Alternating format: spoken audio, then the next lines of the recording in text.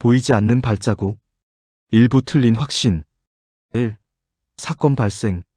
2026년 1월 3일 오전 7시 42분 경동경찰서 강력반 사무실에 첫 신고가 접수되었다. 할머니가 안 일어나세요.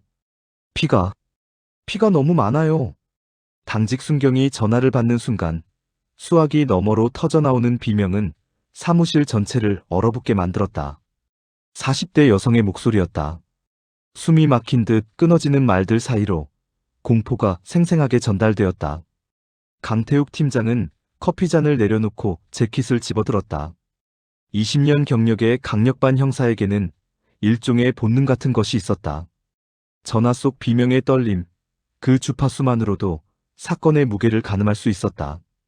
이건 단순 사고가 아니었다. 박 형사, 최 형사 출발한다. 박지우는 아직 식지 않은 라면 그릇을 책상에 남긴 채 일어섰다. 입사 3년차 31살의 막내 형사는 항상 강태욱의 뒤를 따랐다. 최윤아 형사는 이미 가방을 들고 문 앞에 서 있었다. 프로파일러 출신답게 그녀는 항상 한 발 빨랐다. 차량이 경찰서를 빠져나가는 동안 강태욱은 조수석에서 사건 개요를 확인했다. 피해자는 권욱숙 73세. 서울 외곽 달성구 신월동의 낡은 다가구 주택 2층에 거주. 신고자는 큰딸 김선미 46세. 매주 토요일 아침 어머니를 방문하는데 오늘 문을 열고 들어가니 어머니가 거실 바닥에 쓰러져 있었다는 내용이었다. 면식범 냄새 나네요. 최윤아가 뒷좌석에서 말했다. 그녀의 목소리는 언제나처럼 건조했다. 감정을 배제한 채 사실만을 읽어내는 음성. 왜 그렇게 생각해? 새벽에 혼자 사는 노인 집에 침입했다면 금품을 노린 강도일 가능성이 높습니다. 그런데 딸이 비명을 지르면서도 돈을 가져갔다는 말은 없었어요. 피를 봤다는 것만 반복했죠. 그리고 최윤아는 잠시 말을 멈췄다가 이어갔다. 직감적으로 이건 단순 강도가 아닙니다. 강태욱도 같은 생각이었다. 그는 창밖을 바라보며 담배에 불을 붙이고 싶은 충동을 억눌렀다. 차 안은 금연이었다. 대신 입술을 깨물었다. 현장까지는 20분이 걸렸다. 신월동은 서울 외곽 중에서도 가장 낙후된 지역 중 하나였다. 재개발 이야기가 10년째 맴돌지만 실현되지 않는 곳. 3층짜리 다가구 주택들이 미로처럼 늘어선 골목은 좁고 어두웠다. 1월의 찬 공기가 골목 사이를 비집고 들어왔고 강태욱은 재킷깃을 세웠다. 주택 앞에는 이미 순찰차 2대가 도착해 있었다. 노란 통제선이 현관문을 중심으로 둘러쳐졌고 구경꾼 몇 명이 멀찍이 서서 수군거렸다. 강태욱은 통제선을 넘으며 현장 지휘 순경에게 간단한 브리핑을 받았다. 신고자는 지금 1층 집주인 집에 있습니다. 쇼크 상태라 진술이 어려울 것 같습니다. 감식반은 10분 내로 도착 예정입니다. 강태욱은 고개를 끄덕이고 계단을 올랐다. 2층으로 올라가는 계단은 삐걱거렸다. 페인트가 벗겨진 벽면에는 곰팡이 자국이 얼룩져 있었다. 현관문은 활짝 열려 있었고 안에서는 소독약 비슷한 냄새가 아니라 다른 것이 풍겨나왔다. 피, 그리고 죽음. 강태욱은 신발에 비닐 덮개를 씌우고 안으로 들어갔다. 거실은 넓지 않았다. 10평 남짓한 공간에 낡은 소파와 브라운관 텔레비전, 작은 식탁이 전부였다. 그리고 식탁과 소파 사이 베이지색 장판 위에 권옥숙의 시신이 있었다. 그녀는 엎드린 채 쓰러져 있었다. 머리 뒤쪽에서 흘러나온 피가 장판을 적셨고 이미 검붉게 은고되기 시작했다. 얼굴 한쪽이 바닥에 눌려 있었고 입은 반쯤 벌어져 있었다. 손은 가슴 아래쪽에 모아져 있었는데 마치 무언가를 움켜쥐려 한 듯한 자세였다. 하지만 손에는 아무것도 없었다. 박지훈이 뒤따라 들어오며 낮게 신음했다. 저항 흔적이 거의 없네요. 그렇지. 강태욱은 시신 주변을 천천히 돌며 관찰했다. 소파는 제자리에 있었다. 탁자 위에 리모컨과 돋보기도 그대로였다. 부엌 쪽을 봐도 그릇이 깨지거나 넘어진 흔적이 없었다. 침실 문은 반쯤 열려 있었고 안쪽도 평온해 보였다. 이불은 깔끔하게 정돈되어 있었다. 강도는 아니야. 최윤아가 부엌 쪽을 살피며 말했다. 서랍이 열려있지 않고 장롱도 뒤져진 흔적이 없어요. 돈을 찾으려 했다면 이렇게 깨끗할 리 없습니다. 강태욱은 시신 곁에 쪼그리고 앉았다. 권옥숙의 얼굴을 자세히 들여다봤다. 눈은 감겨 있었다. 안경은 코뼈에서 살짝 빗겨나 있었지만 깨지지는 않았다. 목에 손자국은 없었다. 하지만 옷깃이 흐트러져 있었고 치마가 무릎 위까지 올라가 있었다. 성추행 흔적. 강태욱의 목소리가 낮게 깔렸다. 최윤아가 다가와 시신을 살폈다. 그녀의 표정은 변하지 않았지만 눈빛이 차갑게 굳어졌다. 옷이 이렇게 흐트러진 건 사후에 만진 흔적입니다. 저항 없이 당한 걸 보면 둔기로 뒤통수를 먼저 가격당한 것 같습니다. 의식을 잃은 후에 그녀는 말을 끝맺지 않았다. 말할 필요가 없었다. 박지우는 현관 쪽을 살폈다. 문은 잠겨있지 않았다고 합니다. 딸이 그냥 열고 들어왔다고 했어요. 열쇠 없이? 네. 원래 문을 안 잠그셨나 봅니다. 강태욱은 천천히 일어섰다. 무릎이 뻐근했다. 그는 거실을 한 바퀴 더 돌며 시신과 주변 배치를 머릿속에 각인시켰다. 피해자는 거실 중앙에 쓰러져 있었다. 소파에서 일어나려던 순간이었을까? 아니면 누군가를 맞이하려고 나온 순간이었을까? 면식범이야?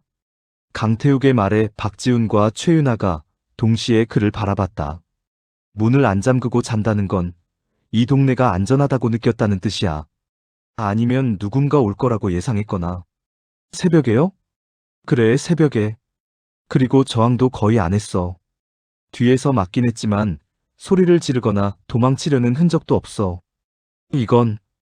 강태욱은 시신을 다시 내려다봤다. 아는 사람이야. 경계하지 않았던 사람. 최윤아는 고개를 끄덕였다. 동의합니다. 하지만 새벽에 혼자 사는 노인을 찾아올 만한 사람이 누가 있을까요? 그게 우리가 찾아야 할 거지. 바로 그때 감식반이 도착했다. 하얀 방진복을 입은 감식요원 3명이 장비를 들고 들어왔다. 강태욱은 한 발 뒤로 물러서며 그들에게 공간을 내줬다.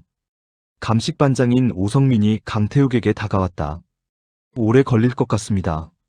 혈흔 분석이랑 지문 채취, 그리고 오성민은 시신을 힐끗 보더니 목소리를 낮췄다.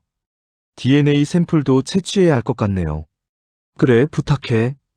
강태욱은 밖으로 나왔다. 복도에서 담배를 꺼내 물었다가 다시 주머니에 넣었다. 현장에서는 안 됐다. 대신 계단 난간에 기대어 아래를 내려다봤다. 1층 집주인 집 창문 너머로 사람들의 그림자가 보였다. 신고자인 큰딸 김선미가 그곳에 있을 것이다. 강태욱은 그녀를 만나야 했다.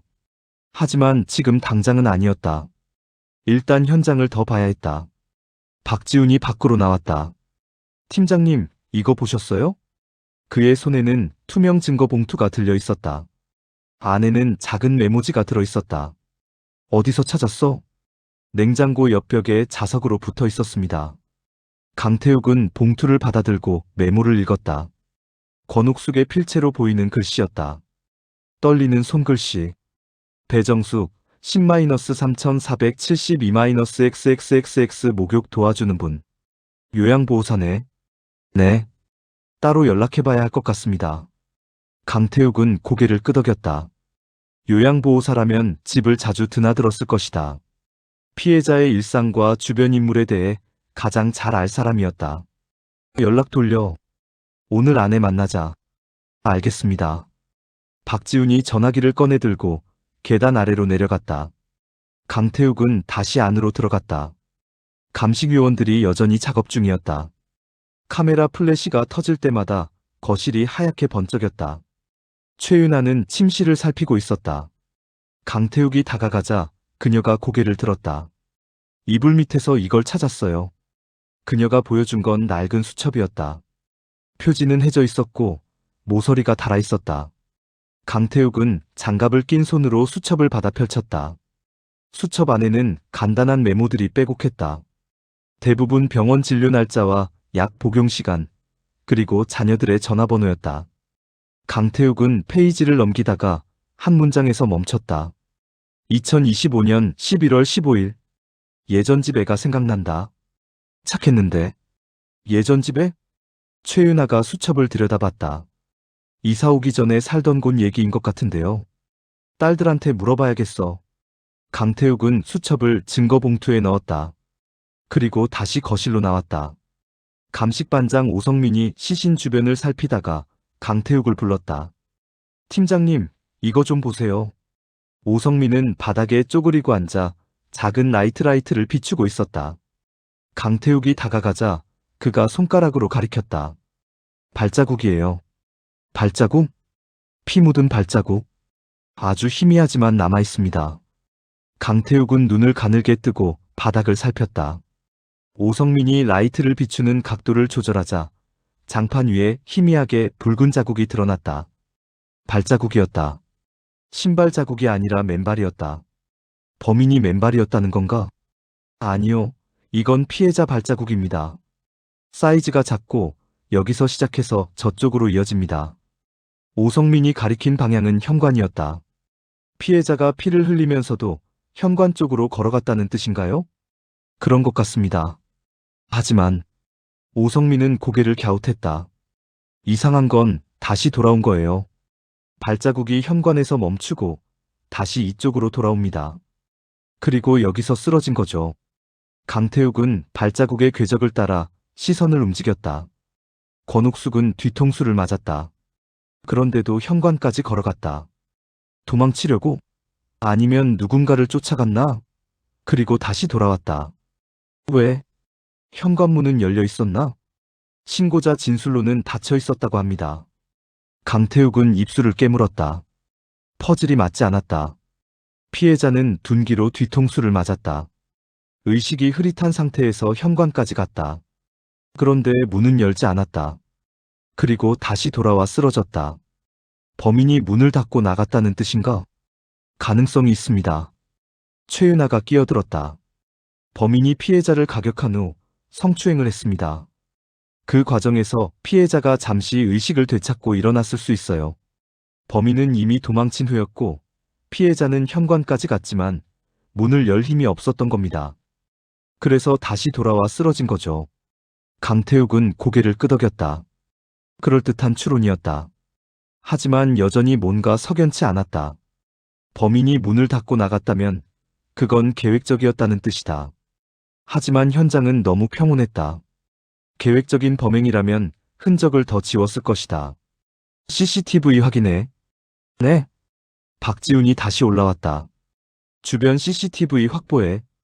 이 건물에는 없겠지만 골목 입구나 인근 상가에는 있을 거야. 알겠습니다. 박지훈은 다시 계단을 내려갔다. 강태욱은 창문으로 다가가 밖을 내려다봤다. 골목은 여전히 좁고 어두웠다. 가로등이 몇 개 있었지만 반쯤 꺼져 있었다. 이런 곳에서 누가 새벽에 들어왔다 나갔다 한들 아무도 눈치채지 못했을 것이다. 그의 시선이 골목 건너편 과일 가게에 멈췄다. 가게 처마 밑에 작은 카메라가 달려 있었다. CCTV였다. 저기. 강태욱은 최윤아를 불렀다. 저 과일 가게 CCTV 방향이 이쪽인 것 같은데. 최윤아가 창문으로 다가와 확인했다. 맞네요. 화각이 넓으면 이 건물 현관까지 잡힐 수도 있겠어요. 박 형사한테 연락해. 저기부터 확인하라고. 최윤아가 전화를 걸었다. 강태욱은 다시 시신을 바라봤다. 권옥숙. 73세. 혼자 살던 노인. 새벽에 누군가 찾아왔다. 아는 사람이었다. 경계하지 않았다. 그리고 죽었다. 면식범이야. 강태욱의 직감이 속삭였다. 틀림없어. 이 잘못된 가설. 오전 10시 강태욱은 1층 집주인 집 거실에 앉아 있었다. 70대로 보이는 집주인 노부부는 부엌에서 차를 끓이고 있었고 소파에는 큰딸 김선미가 창백한 얼굴로 앉아 있었다. 그녀의 눈은 충혈되어 있었고 손은 멈추지 않고 떨렸다. 진정하세요. 천천히 말씀하셔도 됩니다. 최윤아가 부드럽게 말했다. 그녀는 김선미 옆에 앉아 물 한 잔을 건넸다. 김선미는 물을 받아들고는 한 모금 마셨지만 손이 떨려 물이 옷에 튀었다. 죄송해요. 제가 괜찮습니다. 시간 천천히 가지세요. 강태욱은 김선미가 진정될 때까지 기다렸다. 그녀는 한참 동안 눈물을 닦다가 가까스로 입을 열었다. 저는 매주 토요일에 엄마를 찾아뵈요. 장을 봐드리고 청소도 해드리고. 오늘도 그러려고 오신 건가요? 네. 아침 일찍 와서 같이 식사하려고 했어요. 엄마는 아침 일찍 일어나시거든요. 6시면 꼭 일어나서. 김선미의 목소리가 다시 떨렸다. 문이 잠겨 있지 않았어요. 이상하다고 생각했어요. 엄마는 항상 문을 잠그시거든요. 혼자 사시니까. 강태욱은 미간을 찌푸렸다. 항상 잠그셨다고요? 네. 제가 올 때도 항상 노크하면 안에서 열어주세요. 오늘은 문이 열려 있었어요. 그래서 들어갔는데. 김선미가 다시 흐느꼈다. 최윤아가 그녀의 등을 쓰다듬었다. 들어가셨을 때 뭘 보셨나요? 엄마가 바닥에 쓰러져 계셨어요. 피가 너무 많았어요. 저는 그냥 비명을 질렀어요. 어떻게 해야 할지 몰라서. 어머니 외에 다른 사람은 없었나요? 없었어요. 아무도 없었어요. 강태욱은 수첩을 꺼내 메모하기 시작했다. 어머니께서 최근에 누구를 만나셨는지 아시나요? 친구분이나 이웃이나. 엄마는 사람을 잘 안 만나세요. 친구도 거의 없으시고. 그냥 집에만 계세요. 요양보호사는요? 아, 배정숙 씨요. 일주일에 2번 오세요. 목요일이랑 토요일에. 오늘 토요일인데 혹시 배정숙 씨가 먼저 왔을 가능성은요? 김선미는 고개를 저었다. 배정숙 씨는 오후에 와요. 2시쯤. 그리고 연락도 미리 해요. 강태욱은 고개를 끄덕이고 다음 질문을 이어갔다. 어머니께서 최근에 이상한 행동을 하신 적은 없으셨나요? 불안해하시거나 누군가를 두려워하시거나. 아니요. 평소와 똑같으셨어요. 남자 손님은요? 어머니 집에 남자 손님이 온 적 있나요? 김선미는 잠시 생각하더니 고개를 저었다. 없어요. 엄마는 낯선 사람을 절대 안 들여요. 특히 남자는 더. 왜 그러셨을까요? 엄마는 평생 조심하며 사셨어요. 아빠 돌아가시고 혼자 사시면서 더 조심하셨죠. 문 항상 잠그시고 밤에는 절대 밖에 안 나가시고. 강태욱은 펜을 멈췄다. 그런 분이 문을 열어두셨다? 그래서 더 이상한 거예요. 김선미의 목소리가 높아졌다. 엄마는 절대 그럴 분이 아니에요. 누가 엄마한테 이런 짓을 한 거예요? 최윤아가 그녀를 진정시키는 동안 강태욱은 수첩에 몇 가지를 적었다. 마이너스 피해자, 평소 문을 잠금. 마이너스 남자 손님 없음. 마이너스 사람 잘 안 만남. 마이너스 새벽에 문이 열려 있었음. 뭔가 맞지 않았다. 피해자가 평소 문을 잠갔다면 왜 오늘은 열려 있었을까? 범인이 열쇠를 가지고 있었나? 아니면 피해자가 직접 열어줬나? 동생분은요? 강태욱이 물었다. 동생? 둘째 따님 계시죠? 아, 선아요. 선아는 지금 출장 중이에요. 부산에 있어요. 연락은 했는데 아직 안 왔어요.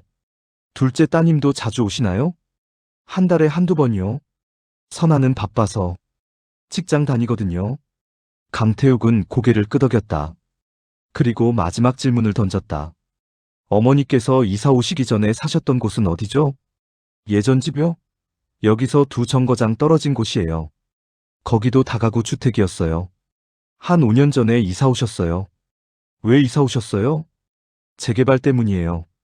그쪽이 재개발 들어가서 이사 오신 거예요. 강태욱은 그 주소를 받아 적었다. 수첩에서 본 예전 집에라는 문장이 다시 머릿속을 스쳤다. 그 집에 살 때 특별히 친하게 지내던 분 있으셨나요? 이웃이나. 김선미는 고개를 저었다. 엄마는 어디 가서도 사람 잘 안 사귀셨어요. 강태욱은 더 이상 물을 게 없다는 걸 깨달았다. 그는 최윤아와 눈을 마주치고 일어섰다. 오늘은 이만할게요. 도움 주셔서 감사합니다. 나중에 추가 질문이 있으면 다시 연락드리겠습니다. 김선미는 고개를 끄덕였다. 그녀는 여전히 눈물을 흘리고 있었다. 밖으로 나오자 박지훈이 달려왔다. 팀장님, CCTV 확보했습니다. 과일 가게? 네. 그리고 골목 입구 편의점 것도 받았습니다. 좋아. 서둘러 분석해. 세 사람은 경찰서로 돌아왔다. 오후 1시, 강력반 사무실은 분주했다. 다른 형사들도 각자 사건을 처리하느라 바빴지만 강태욱 팀의 사건이 가장 무거웠다. 살인 사건은 항상 최우선이었다. 박지우는 컴퓨터 앞에 앉아 CCTV 영상을 재생했다. 강태욱과 최윤아가 그의 양옆에 섰다. 먼저 편의점 CCTV부터 보겠습니다. 화면에는 어두운 골목이 보였다.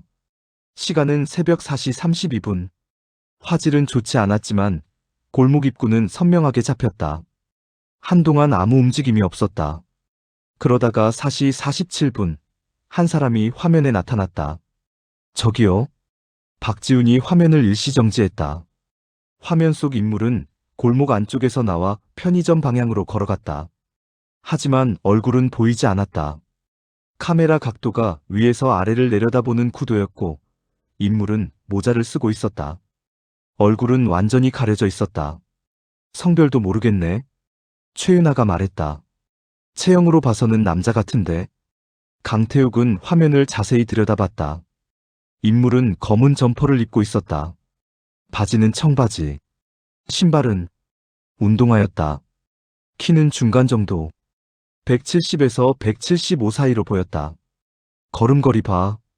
박지훈이 영상을 다시 재생했다. 인물이 천천히 걸어갔다. 보폭은 크지 않았다. 그리고 걸음이 일정하지 않았다. 마치 비틀거리는 것처럼. 술 취했나? 강태욱이 중얼거렸다. 아니면 다쳤거나. 최윤아가 덧붙였다. 과일 가게 CCTV도 봅시다.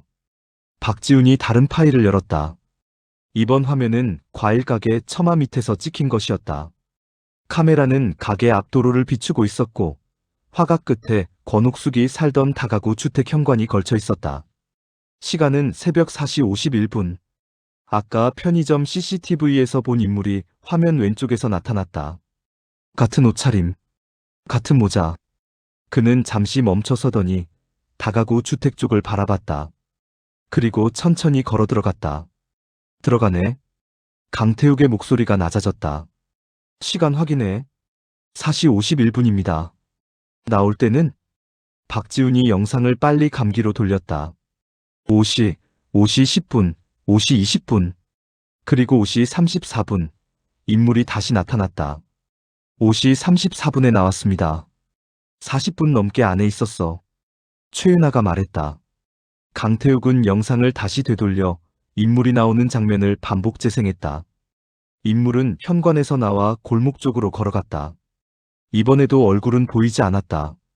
하지만 카메라 각도 때문에 한 가지는 확인할 수 있었다.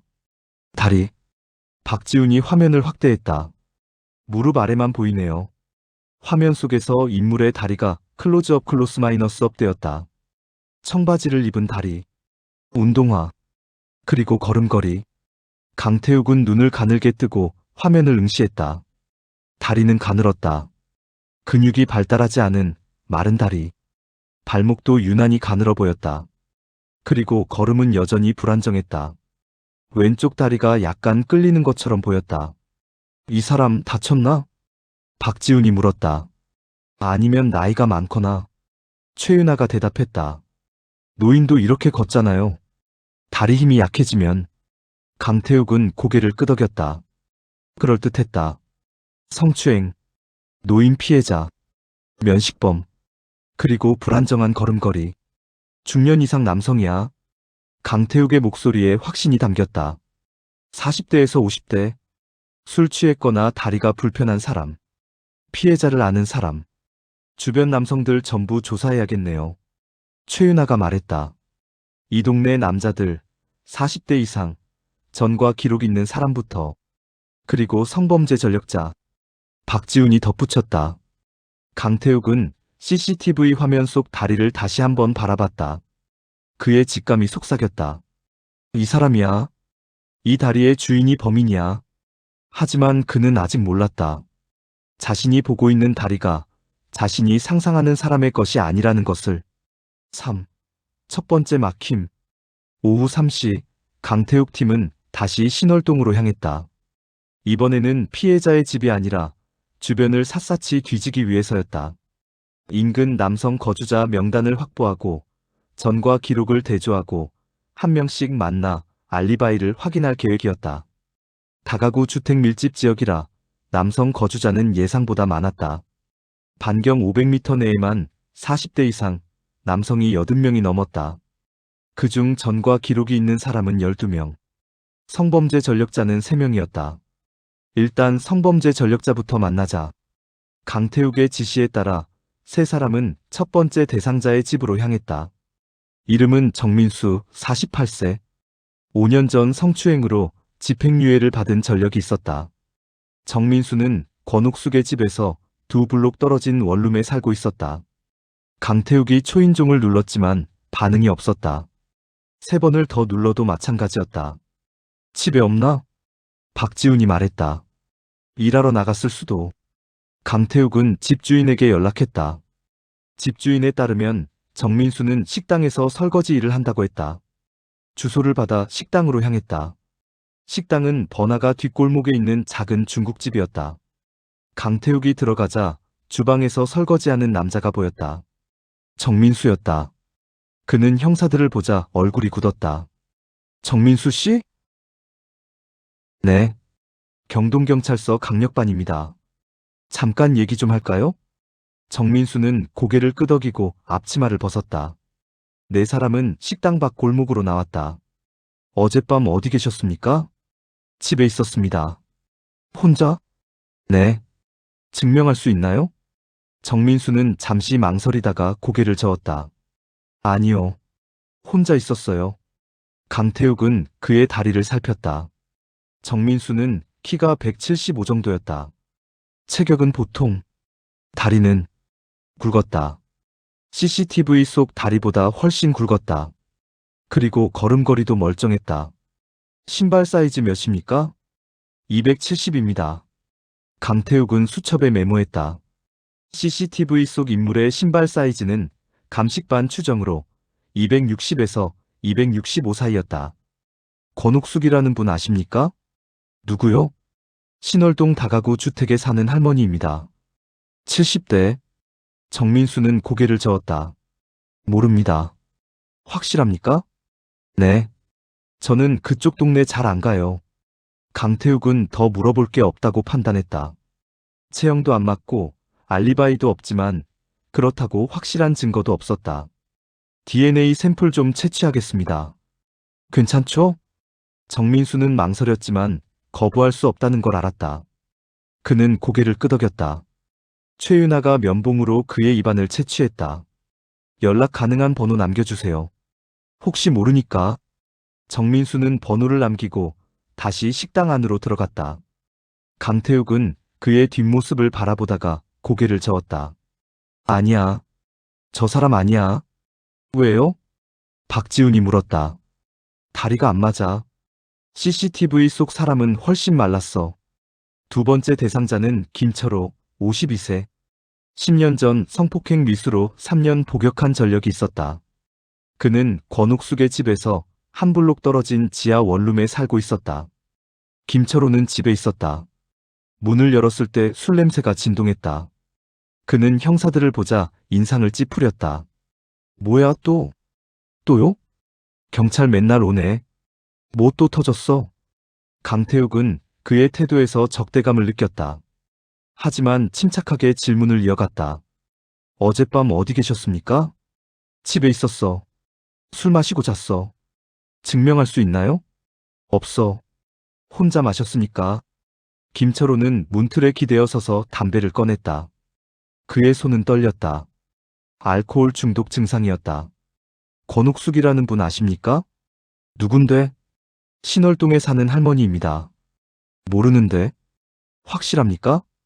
야, 나 여기 산지 6개월밖에 안 됐어. 이웃 얼굴도 모르는데 할머니를 어떻게 알아? 강태욱은 그의 다리를 살폈다. 김철호는 키가 작았다. 165 정도. 체격은 왜소했다.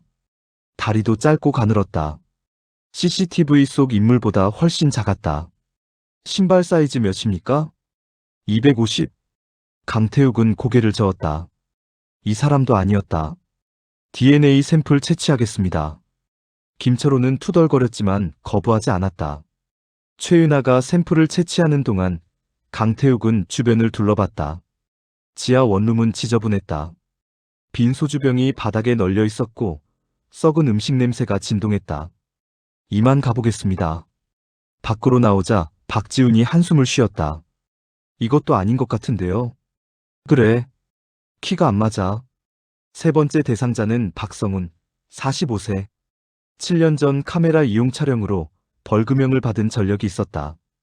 그는 권옥숙의 집 바로 옆 건물에 살고 있었다. 박성훈은 택배기사였다. 강태욱이 전화를 걸자 그는 배송 중이라며 저녁에 만나자고 했다. 강태욱은 저녁 7시에 그의 집 앞에서 만나기로 약속했다. 오후 내내 강태욱 팀은 주변 남성들을 만났다. 전과 기록이 없는 사람들도 포함해서 총 30명을 만났다. DNA 샘플을 채취하고 알리바이를 확인하고 걸음걸이와 체형을 기록했다. 하지만 아무도 CCTV 속 인물과 일치하지 않았다. 체형이 비슷한 사람은 알리바이가 확실했고 알리바이가 없는 사람은 체형이 맞지 않았다. 저녁 7시 강태욱은 박성훈을 만났다. 박성훈은 키가 172, 체격은 보통이었다. 다리는 약간 가는 편이었다. CCTV 속 인물과 비슷했다. 어젯밤 어디 계셨습니까? 배송하고 집에 왔습니다. 보통 밤 10시쯤 끝나요. 그 후에는? 씻고 잤죠. 혼자? 네. 강태욱은 그의 걸음걸이를 확인하기 위해 몇 발자국 걸어보라고 했다. 박성훈은 의아해하며 몇 걸음 걸었다. 걸음걸이는 멀쩡했다. 비틀거림도 없었고 다리를 끄는 것도 아니었다. 권옥숙이라는 분 아십니까? 아니요. 옆 건물에 사는 할머니인데요. 아, 거기 할머니요? 얼굴은 봤는데 말은 안 해봤어요. 왜요? 그냥 말 걸 일이 없어서요. 강태욱은 DNA 샘플을 채취하고 박성훈을 보냈다. 그리고 최윤아, 박지훈과 함께 차에 올랐다. 하나도 안 맞네. 박지훈이 한숨을 쉬었다. 내일 나머지 사람들 만나고 DNA 결과 나올 때까지 기다려야 할 것 같아요. 강태욱은 CCTV 영상을 다시 꺼내봤다. 스마트폰 화면에 저장된 영상. 무릎 아래 다리만 보이는 화면. 가늘고 불안정한 걸음걸이. 이 다리. 박지훈이 강태욱 옆에서 화면을 들여다봤다. 뭔가 이상하지 않아요? 뭐가? 다리가 너무 가늘어요. 근육이 거의 없어 보여요. 강태욱은 화면을 확대했다. 박지훈의 말이 맞았다. 다리는 유난히 가늘었다. 종아리 부분에 근육의 윤곽이 거의 보이지 않았다. 발목도 가늘었다. 마치 영양실조 같아 보이네요. 최윤아가 말했다. 아니면 병을 앓고 있거나. 강태욱은 고개를 저었다. 아니야. 이 사람은 40분 넘게 그 집 안에 있었어. 그 정도 체력은 있다는 뜻이야. 그럼 원래 마른 사람이거나 그런 것 같아. 강태욱은 영상을 끄고 창밖을 바라봤다. 어둠이 내리고 있었다. 신월동의 좁은 골목들이 점점 어두워졌다. 내일 나머지 사람들 만나자. 그리고 배정숙 씨, 요양보호사도 만나야 해. 네. 경찰서로 돌아왔을 때는 밤 9시가 넘어 있었다. 강력반 사무실은 거의 비어 있었다. 강태욱은 책상에 앉아 사건 파일을 다시 펼쳤다. 피해자 사진, 현장 사진, CCTV 캡처 이미지. 그는 권옥숙의 얼굴을 오래 바라봤다. 73세. 혼자 살던 노인. 누가 이 사람을 죽였을까? 왜? 그의 시선이 수첩 복사본으로 향했다. 최윤아가 복사해 둔 것이었다. 2025년 11월 15일. 예전 집 애가 생각난다. 착했는데. 예전 집에 권옥숙이 5년 전에 살던 집. 거기에 누가 있었을까? 착하다고 표현한 애는 누구였을까? 강태욱은 내일 그 집을 찾아가기로 마음먹었다. 무언가 단서가 있을지도 몰랐다. 그는 파일을 덮고 일어섰다. 집으로 가야 했다. 하지만 차에 오르면서도 머릿속에서는 CCTV 속 다리가 계속 맴돌았다. 가늘고 비틀거리는 다리. 그는 아직 몰랐다. 자신이 찾고 있는 다리가 자신이 상상하는 어른의 다리가 아니라는 것을. 그들은 모두 어른을 의심하고 있었다. 2부 어긋난 추적. 4. DNA 불일치. 1월 4일 일요일 오전 10시 강태욱은 국립과학수사연구원에서 온 이메일을 확인하고 있었다. 어젯밤 늦게까지 채취한 DNA 샘플 30개에 대한 1차 간이 분석 결과였다. 그는 커피를 한 모금 마시고 마우스를 클릭했다. 화면에 결과표가 떴다. 분석 대상 30명 현장 채취 DNA와 일치 0명. 강태욱은 커피잔을 책상에 내려놓았다. 뜨거운 액체가 손가락을 타고 흘렀지만 느껴지지 않았다. 그는 화면을 다시 확인했다. 숫자가 바뀌지 않았다. 0명. 일치하는 사람이 한 명도 없었다. 말이 안 돼. 그의 목소리는 낮게 갈라졌다. 박지훈이 자리에서 일어나 다가왔다. 팀장님 뭐가? DNA가 안 맞아. 네? 30명 전부 다 안 맞아. 한 명도. 박지훈은 강태욱의 모니터를 들여다봤다. 그의 얼굴도 굳었다. 어떻게 이럴 수가. 최윤아가 전화통화를 끝내고 다가왔다. 그녀는 두 사람의 표정을 보고 무슨 일인지 직감했다. DNA 결과 나왔어요? 나왔어. 전부 불일치. 전부요? 응. 성범죄 전력자도, 알리바이 없는 사람도, 주변 남성 전부 다 아니야. 최윤아는 잠시 침묵했다. 그녀의 뇌가 빠르게 돌아가기 시작했다. 30명이 전부 배제되었다는 건 두 가지 가능성을 의미했다. 첫째, 범인이 그 30명 바깥에 있다. 둘째, 범인이 DNA를 남기지 않았다. 현장에서 DNA는 확실히 채취됐죠? 감식반 보고서에 따르면 확실해. 피해자 체액이랑 섞여 있던 미상의 DNA. 남성 DNA야. 강태욱은 파일을 다시 열어 감식 보고서를 확인했다. 권옥숙의 옷에서 채취된 타액 샘플. 그리고 그 안에 섞여 있던 제3자의 DNA. Y염 색채가 검출되었으니 남성이 확실했다. 그럼 우리가 만난 사람들 중에 범인이 없다는 뜻이네요. 박지훈이 말했다. 범위를 더 넓혀야 해. 강태욱은 지도를 펼쳤다. 신월동 전체 지도. 그는 빨간 펜으로 권옥숙의 집을 중심으로 원을 그렸다. 반경 500m. 그리고 그 원을 1km로 확대했다. 1km까지 확대하면 남성이 몇 명이나 되지? 최윤아가 노트북을 열어 주민등록 데이터를 검색했다. 40대 이상 남성만. 약 240명입니다. 240명. 강태욱은 한숨을 쉬었다. 240명을 전부 만나 DNA를 채취한다? 시간이 너무 오래 걸렸다. 그리고 그 과정에서 범인은 도망칠 수도 있었다. 다른 방법을 생각해야 해. 최윤아가 말했다. CCTV를 다시 봅시다. 우리가 놓친 게 있을 수도 있어요. 강태욱은 고개를 끄덕였다. 세 사람은 회의실로 이동했다. 큰 모니터에 CCTV 영상을 띄웠다. 과일 가게 카메라가 포착한 장면. 새벽 4시 51분, 다가구 주택으로 들어가는 인물. 5시 34분, 나오는 인물. 다시 한번 자세히 봅시다. 최윤아가 영상을 느린 속도로 재생했다. 인물이 천천히 걸어 들어갔다. 검은 점퍼, 청바지, 운동화. 모자를 깊이 눌러 쓴 모습. 얼굴은 전혀 보이지 않았다. 박지훈이 화면을 일시정지했다. 이 각도에서는 키를 정확히 측정할 수 없을까요? 건물 출입문 높이를 기준으로 하면 가능할 거야. 최윤아가 자를 꺼내 화면에 댔다. 출입문의 높이는 표준 규격인 2m였다. 그녀는 인물의 키를 측정하기 시작했다. 대략 172에서 175 사이입니다. 중간 키네.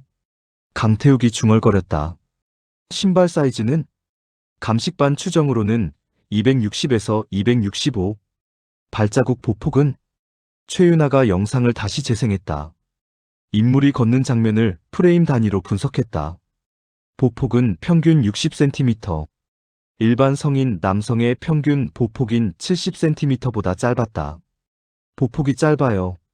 박지훈이 말했다.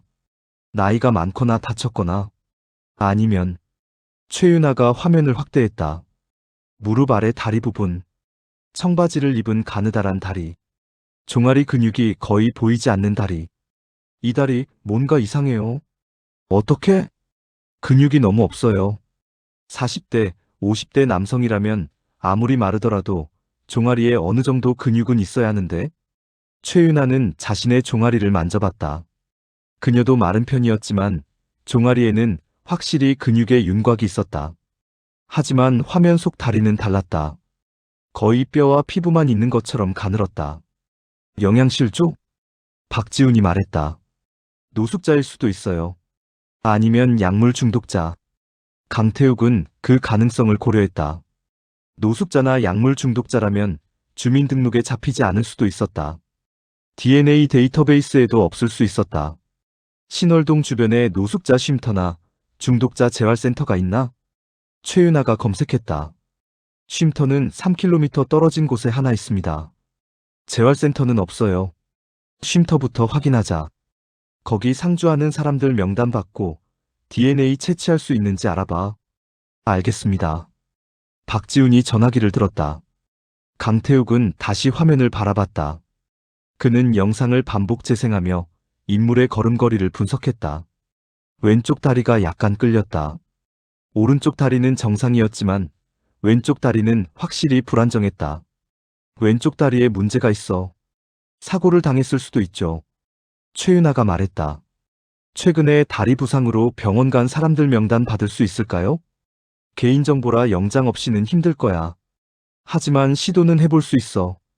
강태욱은 메모했다. 병원 기록 확인. 다리 부상. 왼쪽 다리. 그리고 이 옷. 최윤아가 화면 속 점퍼를 가리켰다. 아주 흔한 디자인이에요. 시장에서 10,000원이면 살 수 있는 거. 추적 불가능하다는 뜻이네. 네. 브랜드도 없고 특징도 없어요. 강태욱은 담배를 꺼내 물었다가 다시 주머니에 넣었다. 회의실은 금연이었다. 그는 답답함을 느꼈다. 모든 단서가 막다른 길로 이어졌다. 배정숙 씨는 언제 만나기로 했지? 오늘 오후 2시입니다. 좋아. 일단 그 사람부터 만나자. 오후 2시, 강태욱 팀은 신월동의 한 카페에서 배정숙을 만났다. 그녀는 50대 중반으로 보이는 여성이었다. 단발머리에 수수한 차림. 손에는 큰 가방을 들고 있었는데 아마 요양용품이 들어있을 것 같았다. 오시느라 수고하셨습니다. 강태욱이 인사했다. 아니에요. 제가 옥숙 씨 소식 듣고 얼마나 놀랐는지 몰라요. 배정숙의 목소리는 떨렸다. 그녀는 손수건으로 눈가를 닦았다. 3년 동안 돌봐드렸는데 이런 일이 생길 줄은. 힘드시겠습니다. 하지만 몇 가지 여쭤봐야 할 게 있습니다. 네, 물어보세요. 강태욱은 수첩을 펼쳤다. 권옥숙 씨를 마지막으로 본 게 언제죠? 지난주 목요일이요. 1월 2일이었어요. 그날 특별한 일은 없었습니까? 아니요. 평소랑 똑같았어요. 목욕 도와드리고, 식사 준비해드리고, 청소하고. 권옥숙 씨 상태는 어땠습니까? 건강하셨어요. 요즘 들어 오히려 좀 나아지신 것 같았어요. 식욕도 좋으시고, 말씀도 많이 하시고. 배정숙은 잠시 말을 멈췄다가 이어갔다. 원래는 말씀이 별로 없으신 분이었거든요. 근데 최근 몇 달 사이에 좀 밝아지신 것 같았어요. 왜 그러셨을까요? 잘 모르겠어요. 그냥 기분이 좋으신 것 같았어요. 최윤아가 끼어들었다. 권옥숙 씨가 혹시 누군가를 자주 언급하신 적 있나요? 친구나 지인. 배정숙은 고개를 가로저었다. 친구는 거의 없으셨어요. 딸분들 얘기 말고는. 과거 얘기는요? 과거 얘기? 예전에 살던 집이나 옛날 일 같은 거요. 배정숙은 잠시 생각했다. 아, 있어요. 가끔 예전 집 얘기하셨어요. 강태욱의 눈빛이 날카로워졌다. 어떤 얘기를 하셨습니까? 그게 정확히는 기억이 안 나는데 예전에 살던 집에 애가 하나 있었다고. 착한 애였다고 그러셨어요. 그 애가 누구죠? 잘 모르겠어요. 자세한 얘기는 안 하셨어요. 그냥 가끔 그 애 생각난다고 하시면서 웃으셨어요. 웃으셨다고요? 네. 표정이 좀 이상했어요. 어떻게 이상했습니까? 배정숙은 손으로 자신의 얼굴을 만지작거리며 설명했다. 웃으시는데 눈은 안 웃는 것 같았어요. 뭐랄까, 슬픈 것 같기도 하고, 불편한 것 같기도 하고. 강태욱은 메모했다. 슬픈 웃음, 불편한 표정. 그의 이름은 모르십니까? 아니요. 한 번도 안 말씀하셨어요. 성별은요? 그것도 그냥 애라고만 하셨어요. 박지훈이 질문했다. 권옥숙 씨한테 방문하는 사람 있었나요? 딸분들 말고. 없었어요. 딸분들 말고는 저밖에 안 왔어요. 남자는요? 남자는 더더욱 없었죠. 옥숙 씨는 남자를 정말 경계하셨어요. 왜 그러셨을까요? 배정숙은 목소리를 낮췄다. 과거에 뭔가 있으셨던 것 같아요. 정확히는 모르겠지만 남편분 얘기만 나와도 표정이 굳으시곤 했어요. 남편분이 어떤 분이셨는지 아십니까? 돌아가셨다는 것만 알아요. 자세한 건 딸분들한테 물어보셔야 할 것 같아요. 강태욱은 더 물을 게 없다고 판단했다. 배정숙은 권옥숙의 일상적인 부분만 알았다. 과거나 인간관계에 대해서는 아는 게 거의 없었다. 도움 주셔서 감사합니다. 연락처 남겨주시면 추가로 필요한 게 있을 때 다시 연락드리겠습니다. 배정숙은 명함을 꺼내 건넸다. 그녀는 일어서면서 한 번 더 눈물을 닦았다. 범인 꼭 잡아주세요. 옥숙 씨는 정말 좋은 분이셨어요. 최선을 다하겠습니다. 배정숙이 카페를 나간 후 세 사람은 자리에 남아 대화를 이어갔다. 예전 집에 강태욱이 중얼거렸다. 이게 단서일까? 가능성은 있어요. 최윤아가 말했다. 권옥숙 씨가 그 애를 언급할 때마다 표정이 이상했다는 건 그 관계가 단순하지 않았다는 뜻이에요. 착하다고 했잖아. 박지훈이 반박했다. 착한 애면 좋은 기억 아닌가요? 착하다는 표현이 꼭 긍정적인 건 아니야. 최윤아가 설명했다. 누군가를 착하다고 표현할 때 그건 동정이나 연민을 담고 있을 때가 많아요. 특히 나이 든 사람들은 그래요. 강태욱은 고개를 끄덕였다. 예전 집 가보자. 거기 세입자 명단 확인하고 당시 살던 사람들 만나보자. 챕터 5. 과거의 그림자. 오후 4시 강태욱 팀은 권옥숙이 5년 전에 살던 다가구 주택을 찾았다. 신월동에서 두 정거장 떨어진 봉천동이었다. 여기도 신월동과 비슷하게 낡은 건물들이 빼곡했다. 재개발 예정 지역이라 곳곳에 빈 건물이 보였다. 권옥숙이 살던 건물은 이미 철거되어 있었다. 빈터만 남아 있었고 주변에는 가림막이 쳐져 있었다. 강태욱은 인근 부동산에 들어가 당시 건물 관리인 연락처를 알아냈다. 관리인은 60대 남성이었다. 이름은 오창수. 그는 지금은 다른 건물 관리를 하고 있었지만 5년 전 그 건물의 일을 기억하고 있었다. 권옥숙 씨요? 기억나죠. 조용한 분이었어요. 오창수는 작은 관리 사무실에서 차를 끓이며 말했다. 언제부터 언제까지 사셨습니까? 한 10년 정도 사셨을 거예요. 2010년쯤 들어오셔서 2020년에 나가셨으니까. 세입자 명단 같은 거 남아 있습니까? 명단이야 있죠. 잠깐만요. 오창수는 서랍을 뒤져 낡은 파일을 꺼냈다. 거기에는 당시 세입자들의 계약서 사본이 들어 있었다.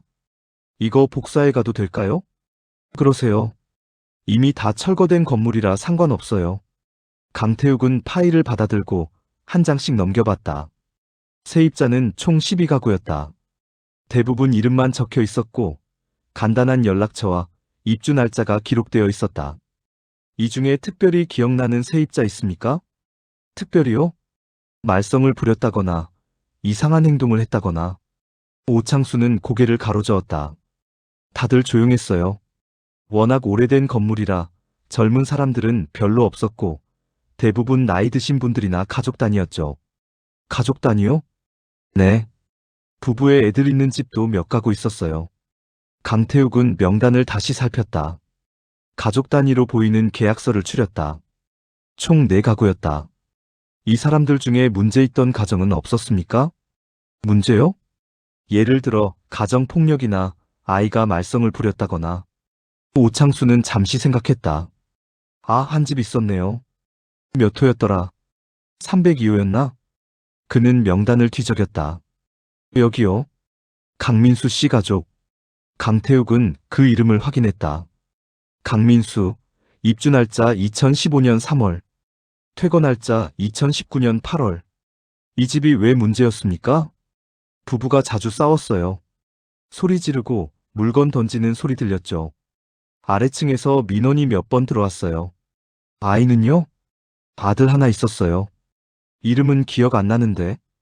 고등학생이었나? 아니면 중학생? 그 아이는 어땠습니까? 말이 없었어요. 한 번도 인사하는 걸 못 봤어요. 그냥 고개 숙이고 다니고. 학교는 다녔습니까? 글쎄요.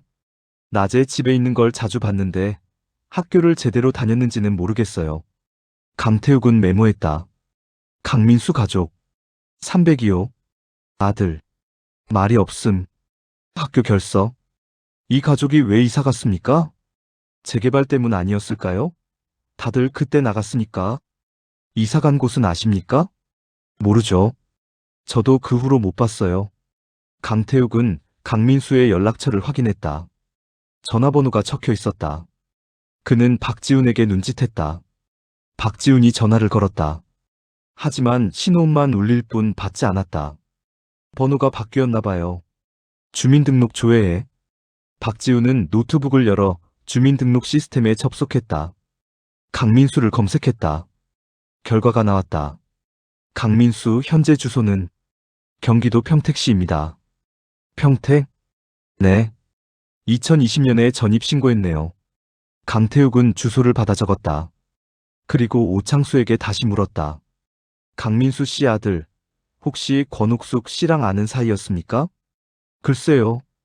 그건 잘 모르겠는데. 오창수는 턱을 쓸었다. 근데 권옥숙 씨가 가끔 그 집 아들한테 음식을 주시는 걸 봤어요. 음식을요? 네. 반찬 같은 거요. 비닐봉지에 담아서 주시더라고요. 강태욱의 심장이 빨라졌다. 자주 그러셨습니까? 가끔이요. 한 달에 한두 번? 그 아들 반응은 어땠습니까? 받아가긴 했는데 표정이 없었어요. 그냥 받아들고 고개 숙이고 들어갔죠. 강태욱은 수첩에 밑줄을 그었다. 권옥숙과 강민수의 아들. 음식? 착하네. 혹시 그 아들 사진 같은 거 없습니까? 사진이 없죠. 제가 왜 세입자 사진을 찍어요? 나이는 몇 살 정도로 보였습니까? 당시에 한 15, 16살? 지금이면 20살 좀 넘었겠네요. 20살. 강태욱은 펜을 멈췄다. 20살이면 어른도 아니고 아이도 아니었다. 애매한 나이였다. 더 기억나는 거 없습니까? 그 아들에 대해서. 오창수는 고개를 저었다. 별로 없어요. 워낙 조용한 애였으니까. 강태욱은 더 물을 게 없다고 판단하고 일어섰다. 도움 주셔서 감사합니다. 혹시 나중에 생각나는 게 있으면 연락 주세요. 네, 그러죠. 밖으로 나오자 최윤아가 말했다. 강민수 아들. 의심스러워요. 나도 그래. 강태욱이 고개를 끄덕였다. 권옥숙 씨가 말한 예전 집 애가 바로 그 아들일 가능성이 높아. 하지만 나이가 안 맞잖아요. 박지훈이 반박했다. CCTV 속 범인은 중년 남성처럼 보였어요. 20살짜리 청년이 그렇게 걸을까요? 그게 문제야. 강태욱은 담배를 꺼내 불을 붙였다. 밖이라 괜찮았다. 그는 연기를 깊이 들이마셨다가 뱉어냈다. 우리가 뭔가 놓치고 있어. 평택으로 가볼까요? 최윤아가 제안했다. 강민수 씨 집 찾아가서 아들 만나보는 게 좋을 것 같아요. 그러자. 6. 엇갈린 추론. 1월 5일 월요일 오전, 강태욱 팀은 경기도 평택으로 향했다. 차로 1시간 반 거리였다. 강민수의 주소는 평택 외곽의 허름한 빌라였다. 3층짜리 건물의 2층에 강민수 가족이 살고 있었다. 강태욱이 초인종을 눌렀다. 안에서 발소리가 들렸고 문이 열렸다. 40대 후반으로 보이는 여성이 문을 열었다. 강민수의 아내로 보였다. 누구세요? 경동경찰서 강력반입니다. 강민수 씨 계십니까? 여성의 얼굴이 굳었다. 무슨 일이세요? 사건 관련해서 몇 가지 여쭤볼 게 있습니다. 무슨 사건인데요? 안에서 말씀드리겠습니다. 여성은 망설이다가 문을 열었다. 강태욱 팀이 안으로 들어갔다. 거실은 좁았다. 낡은 소파와 텔레비전이 전부였다. 벽에는 가족사진 몇 장이 걸려 있었는데 그중 한 장에 어린 아들의 모습이 보였다. 남편은 지금 일하러 나갔어요. 여성이 말했다. 언제 들어오시나요? 저녁 때요. 공사장에서 일해요. 아들분은요? 여성의 표정이 더욱 굳어졌다. 왜 애를 찾으세요? 이름이 뭡니까? 강민호예요. 근데 무슨 일이에요? 강민호. 강태욱은 그 이름을 수첩에 적었다. 강민호 씨 지금 어디 있습니까? 집에 있어요. 방에. 만나볼 수 있을까요? 여성은 주저했다. 그녀의 눈빛에 두려움이 어렸다. 애가 무슨 일을 저질렀나요? 아직 확실한 건 아닙니다. 다만 몇 가지 확인하고 싶은 게 있습니다. 여성은 한참을 망설이다가 복도 쪽을 바라봤다. 민호야, 나와봐. 대답이 없었다. 여성이 다시 불렀다. 나오라니까. 복도 끝 방문이 천천히 열렸다. 그리고 한 젊은이가 나타났다. 강태욱은 그를 보는 순간 숨이 멎었다. 강민호는 20살이었다. 하지만 그의 몸은 또래보다 훨씬 작았다. 키는 160 정도. 체격은 왜소했다. 어깨가 좁고 팔다리가 가늘었다. 얼굴도 창백했고 눈은 초점이 없었다. 머리는 길게 자라 있었고 옷은 헐렁했다. 그는 중학생처럼 보였다. 아니, 어쩌면 초등학교 고학년처럼 보였다. 민호야, 경찰 아저씨들이 너한테 물어볼 게 있대. 강민호는 고개를 숙인 채 아무 말도 하지 않았다. 그는 손을 주머니에 넣고 바닥만 바라봤다. 강태욱은 그의 다리를 보았다. 청바지를 입은 가느다란 다리. 종아리에 근육이 거의 없는 다리. 그리고 발목이 유난히 가는 다리. CCTV 속 다리와 비슷했다. 강민호 씨. 강태욱이 다가가며 불렀다. 강민호는 고개를 들지 않았다. 저희가 몇 가지 질문을 할 텐데 대답해 줄 수 있나요? 1월 3일 새벽 어디 있었습니까? 강민호는 여전히 침묵했다. 그의 어머니가 대신 대답했다. 집에 있었어요. 민호는 밖에 안 나가요. 확실합니까? 확실하죠. 민호는 방에만 있어요. 나갈 일이 없어요. 강태욱은 강민호를 계속 관찰했다. 그는 움직임이 거의 없었다. 숨도 얕게 쉬는 것 같았다. 마치 존재감을 지우려는 것처럼. 권옥숙이라는 분 아십니까? 강민호의 어깨가 미세하게 떨렸다. 강태욱은 그걸 놓치지 않았다. 권옥숙 씨. 봉천동에 살던 할머니입니다. 기억나나요? 민호야 아는 사람이야? 어머니가 물었다. 강민호는 고개를 천천히 끄덕였다. 아는구나. 어떻게 아는 사이죠? 어머니가 대신 대답했다. 예전에 살던 집 이웃이었어요. 그 할머니가 가끔 민호한테 반찬 같은 거 주셨어요. 자주 만났습니까? 아니요. 가끔요. 민호가 학교 안 갈 때 집에 혼자 있으면 가끔 그 할머니가 와서 음식을 주고 갔어요. 왜 학교를 안 갔습니까? 어머니는 입술을 깨물었다. 민호가 학교 적응을 못했어요. 친구들한테 괴롭힘 당하고 선생님들도 별로 신경 안 써주고 그래서 중학교 때부터 거의 안 갔어요. 지금은요? 검정고시 봤어요. 고졸 학력은 있어요. 일은 안 합니까? 못해요. 민호가 사람을 못 만나요. 밖에 나가면 패닉 온다고. 강태욱은 강민호를 다시 바라봤다. 그는 여전히 고개를 숙이고 있었다. 사회 부적응, 은둔형 외톨이, 전형적인 히키코모리 HIKIKOMORI 증상이었다. 강민호 씨, 권옥숙 할머니가 돌아가셨습니다. 강민호의 몸이 굳었다. 살해당하셨어요. 1월 3일 새벽에. 어머니가 손으로 입을 막았다. 세상에. 그래서 저희가 당시 할머니를 만난 사람을 찾고 있습니다. 강민호 씨, 1월 3일 새벽에 할머니를 만났습니까? 대답해, 민호야. 어머니가 다그쳤다. 강민호는 고개를 천천히 들었다. 그의 눈에는 눈물이 고여 있었다. 안 갔어요. 그의 목소리는 떨렸다. 거의 들리지 않을 정도로 작았다. 안 갔다고요? 네. 확실합니까? 네. 강태욱은 그를 믿을 수 없었다. 모든 정황이 그를 가리켰다. 피해자와의 관계, 가느다란 다리, 사회 부적응. 하지만 확실한 증거가 없었다. DNA 샘플 채취해도 되겠습니까? 어머니가 놀라 물었다. 왜요? 우리 민호가 뭘 잘못했다고. 확인 절차입니다. 혐의자가 아니라 참고인으로서요. 거부하면 안 돼요? 영장을 받아올 수도 있습니다. 어머니는 망설이다가 고개를 끄덕였다. 알았어요. 하세요. 최윤아가 강민호에게 다가갔다. 그녀는 면봉을 꺼내 그의 입안을 채취했다. 강민호는 저항하지 않았다. 그는 인형처럼 가만히 서 있었다. 연락 가능한 번호 남겨주세요.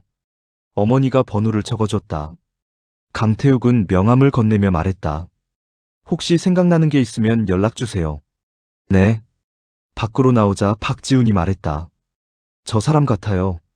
다리도 비슷하고 피해자랑 아는 사이고. 하지만 체격이 안 맞아. 최윤아가 반박했다. CCTV 속 인물은 키가 170은 넘어 보였어요. 강민호는 160도 안 돼요. 신발 굽이 높았을 수도 있잖아요. 10cm나 높은 굽을 신었다고? 그럼 걷는 게 더 이상했을 거야. 강태욱은 침묵했다. 그도 혼란스러웠다. 강민호는 모든 조건에 맞았다. 피해자와의 관계, 가느다란 다리, 사회 부적응. 하지만 키가 맞지 않았다. 그리고 무엇보다 강민호는 너무 약해 보였다. 73세의 노인을 죽일 만한 힘이 있을까? 일단 DNA 결과 기다리자. 강태욱이 말했다. 그게 나오면 확실해질 거야. 차에 올라타며 강태욱은 다시 CCTV 영상을 꺼내봤다. 무릎 아래 다리. 그는 강민호의 다리를 떠올렸다. 비슷했다. 분명 비슷했다. 하지만 뭔가 맞지 않았다. 팀장님. 박지훈이 불렀다. 노숙자 쉼터 명단 받았어요. 30명 정도 되는데 내일 가서 확인해 볼까요? 그래, 가보자. 강태욱은 고개를 끄덕였다. 하지만 그의 머릿속에서는 강민호의 모습이 떠나지 않았다. 그 창백한 얼굴, 초점 없는 눈, 그리고 가느다란 다리. 7. 두 번째 반전. 1월 6일 화요일 오전, 강태욱은 국립과학수사연구원에서 온 두 번째 이메일을 확인했다. 강민호의 DNA 분석 결과였다. 그는 마우스를 클릭했다. 분석 대상 강민호 현장 채취 DNA와 일치 불일치. 강태욱은 화면을 응시했다. 불일치. 강민호가 아니었다. 어떻게? 그는 의자에 기댔다. 모든 정황이 강민호를 가리켰는데 DNA는 일치하지 않았다. 그렇다면 범인은 다른 사람이었다. 박지훈이 다가왔다. 팀장님, 결과 나왔어요? 나왔어. 불일치야. 그럼 강민호는 아니네요. 그런 것 같아. 강태욱은 한숨을 쉬었다. 다시 원점이었다. 그는 사건 파일을 다시 펼쳤다. CCTV 영상, 현장 사진, 목격자 진술. 모든 걸 다시 검토해야 했다. 노숙자 쉼터는 어떻게 됐어? 다녀왔습니다. 30명 DNA 전부 채취했어요. 결과는 내일 나온다고 하네요. 좋아. 강태욱은 다시 CCTV 영상을 재생했다. 무릎 아래 다리. 그는 화면을 반복해서 봤다. 뭔가 놓친 게 있었다. 분명히 있었다. 최윤아가 다가와 화면을 함께 보았다. 이 다리. 정말 이상해요. 뭐가? 근육이 없어요. 그리고 걸음걸이도 이상하고. 나이가 많거나 다쳤거나 병이 있거나. 아니면. 최윤아는 멈췄다. 아니면 성인이 아닐 수도 있어요. 강태욱은 그녀를 바라봤다. 무슨 소리야? 이 다리, 근육 발달이 안 된 이유가 나이 때문이 아니라 성장기 때문일 수도 있어요. 청소년이라는 뜻인가? 가능성은 있어요. 키는 170 정도 되지만 아직 근육이 덜 발달한 10대 후반. 박지훈이 끼어들었다. 하지만 피해자를 성추행했잖아요. 10대가 그런 짓을 할까요? 청소년 성범죄가 얼마나 많은데. 최윤아가 반박했다. 요즘 10대들 음란물 접촉도 빠르고 성인식도 왜곡되어 있어요. 강태욱은 다시 생각에 잠겼다. 10대? 그렇다면 범위가 넓어졌다. 지금까지는 40대 이상 남성만 조사했는데 10대까지 포함하면 수백 명으로 늘어났다. 하지만 피해자가 문을 열어줬어. 강태욱이 말했다. 권옥숙 씨는 남자를 경계했어. 특히 낯선 남자는. 그런 사람이 10대 남자애한테 새벽에 문을 열어줬을까? 만약 아는 애라면요? 최윤아가 반문했다. 강민호처럼 예전부터 알던 애라면? 착하다고 생각했던 애라면? 강태욱은 입술을 깨물었다. 그럴 수도 있었다. 권옥숙은 강민호에게 음식을 줬다. 그를 착한 애라고 생각했다. 그렇다면 다른 애에게도 그랬을 수 있었다. 예전 집 세입자 명단 다시 봐. 박지훈이 파일을 꺼냈다. 강태욱은 12가구 명단을 다시 살폈다. 가족 단위는 4가구. 강민수 가족 외에 3가구가 더 있었다. 이 3가구 확인해. 자녀가 있는지, 나이는 몇 살인지. 알겠습니다. 박지훈은 노트북을 열어 주민등록을 조회하기 시작했다. 강태욱은 창밖을 바라봤다. 1월의 하늘은 잿빛이었다. 곧 눈이 올 것 같았다. 팀장님. 박지훈이 불렀다.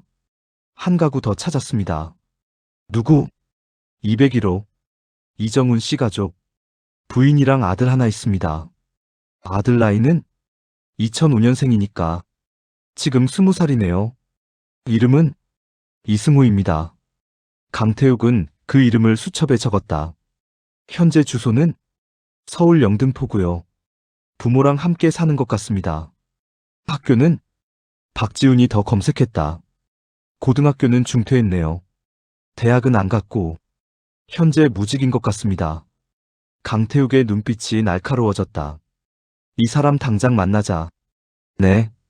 세 사람은 서둘러 영등포로 향했다. 이정훈의 집은 영등포 뒷골목의 낡은 빌라였다. 5층짜리 건물의 4층. 강태욱이 초인종을 눌렀다. 안에서 발소리가 들렸고 중년 남성이 문을 열었다. 누구십니까? 경동경찰서 강력반입니다. 이정훈 씨십니까? 네, 그런데요. 아들분 계십니까? 이승호 씨. 이정훈의 얼굴이 굳었다. 왜 우리 아들을 찾으세요? 사건 관련해서 몇 가지 확인하고 싶습니다. 무슨 사건인데요? 안에서 말씀드리겠습니다. 이정훈은 망설이다가 문을 열었다. 거실은 깔끔했다. 소파와 텔레비전이 있었고 벽에는 가족 사진이 걸려 있었다. 그중 한 장에 고등학생으로 보이는 아들의 모습이 있었다. 아들 어디 있습니까? 방에 있습니다. 불러주시겠습니까? 이정훈은 복도 쪽으로 갔다. 승우야 나와봐. 잠시 후 방문이 열렸다. 그리고 한 젊은이가 나왔다. 강태욱은 그를 보는 순간 알았다.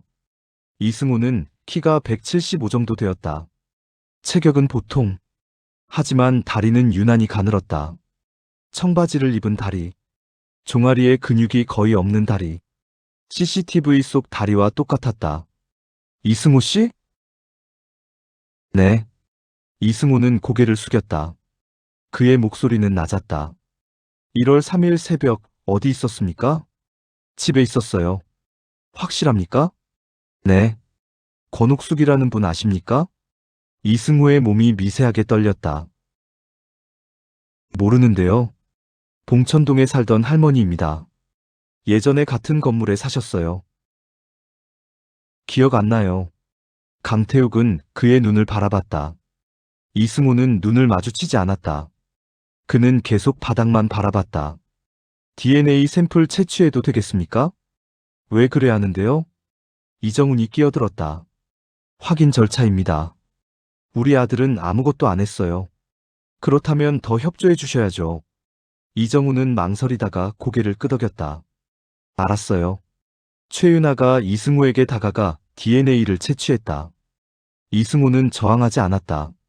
하지만 그의 손은 떨리고 있었다. 연락처 남겨주세요. 이정훈이 번호를 적어줬다. 강태욱은 명함을 건네고 밖으로 나왔다. 차에 오르자 박지훈이 말했다. 저 사람 같아요. 키도 맞고 다리도 비슷하고 DNA 결과 나올 때까지 기다리자. 강태욱이 말했다. 하지만 그의 직감은 이미 확신하고 있었다. 이승우. 그가 범인이었다. 삼보 보이지 않던 범인. 8. 최종 확인.